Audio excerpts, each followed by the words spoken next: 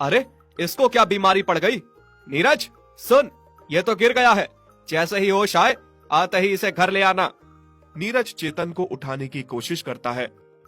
चेतन, उठो उठो, क्या तुम पानी पियोगे?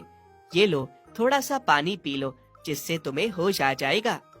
नीरज चेतन को पानी पिलाकर होश मिलाकर घर आ जाता है।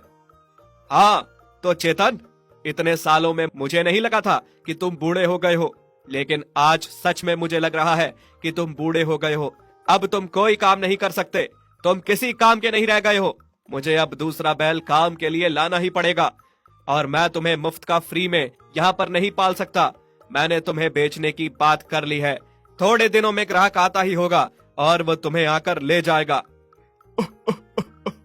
नहीं मालिक, नहीं, रहम कीजिए मुझ पर, मुझे ना बेचिए। बस मेरे उन दिनों को याद करके मुझे रख लीजिए। मैंने आपके खेतों में शिद्दत से दिन रात काम किया है। एहसान फरामोश, मैंने क्या तुम्हारे लिए कम किया है? जितना मैंने तुम्हें खिलाया पिलाया है, किसी दूसरे घर में होते तो आज तक तुम मर चुके होते।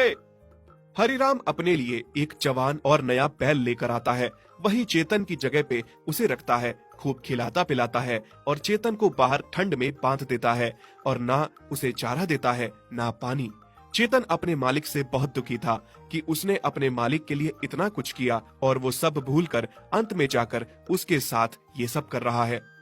मालिक, आप इतने खुदगर्ज हैं, मुझे नहीं पता था। आज आपने एक नया और जवान बैल लाया, उसे अंदर बांध दिया और मुझ पर इतना भी तरस नहीं है। मुझे ठंड में बाहर बांध दिया और फिर ना पानी दिया न चारा। क्या हम जानवरों की बस यही औकात है? बाबा, आप ये क्या कर रहे हो? नया बैल आने से आपने चेतन को बाहर बांध दिया, हालांकि अंदर जगह भी थी उसको भी अंदर बांधने के लिए, पर आपने उसे बाहर बांध दिया। इतनी ठंड में ना उसे खाना दिया ना पानी दिया। उस बेजुबान पर थोड़ा तो तरस खाओ। अरे बेटा, तुम इतनी चिंता क्यों कर लेते हो इन जानवरों की? ये जानवर होते ही ऐसे हैं, किसी काम के नहीं होते। कुछ समय तक काम आते हैं, उसके बाद फिर बूढ़े हो जाते हैं, फिर किसी काम के नहीं रहते। और वैसे भी इस चेतन का हमें करना ही क्या है, चाहे ठंड में बंधा हो या अंदर। और चारा पानी देकर ऐसे ही क्यों बर्बाद करना है?